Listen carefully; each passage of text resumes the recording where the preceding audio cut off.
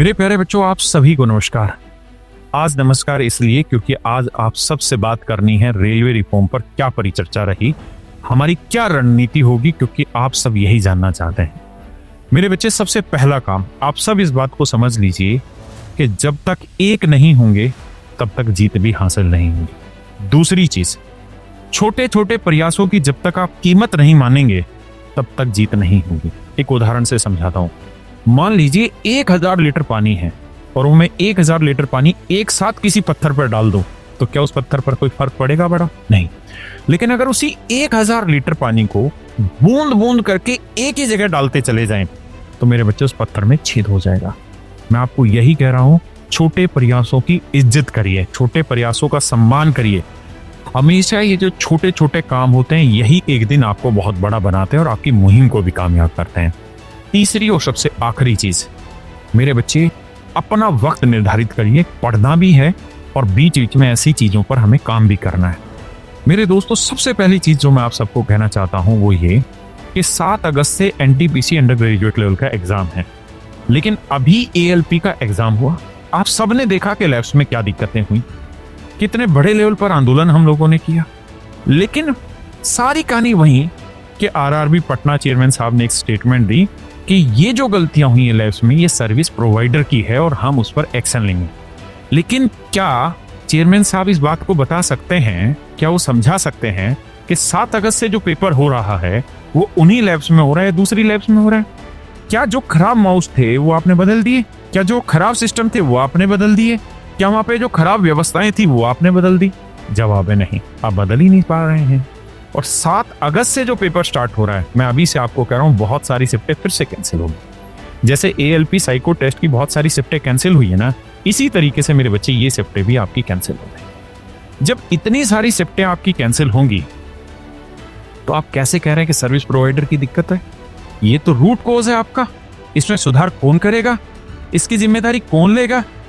और आप फिर से आगे एग्जाम कराने की कह रहे हैं। तो मेरे दोस्तों, सबसे पहली चीज तो यह है कि मैंने अपनी तरफ से पूरा इंडिविजुअल लेवल पर प्रयास किया है कि हम रेल मिनिस्टर साहब से मुलाकात करें, और कोशिश है कि इस हफ्ते में हम मुलाकात करेंगे।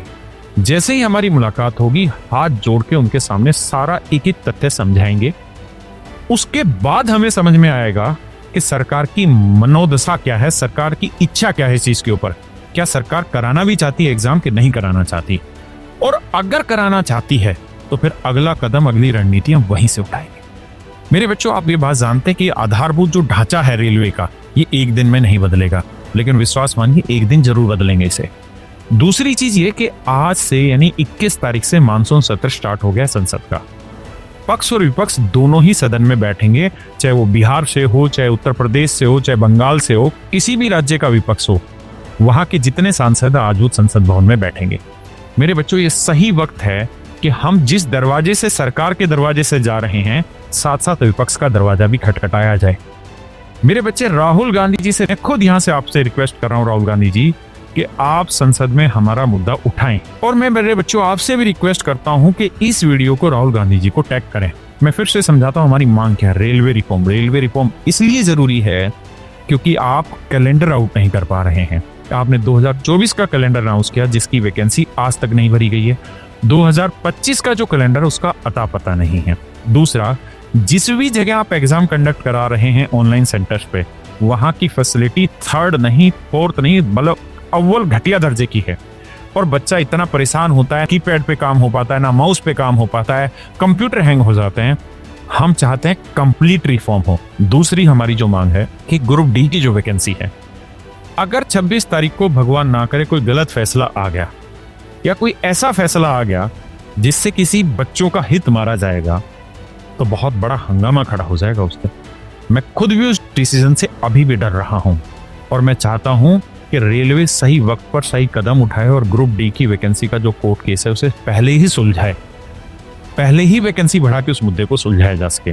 मेरे दोस्तों, आप सबको बताओ, एसएससी सीपीओ का रिजल्ट बनके तैयार रखा है, लेकिन आउट नहीं हो पा रहा है। क्यों?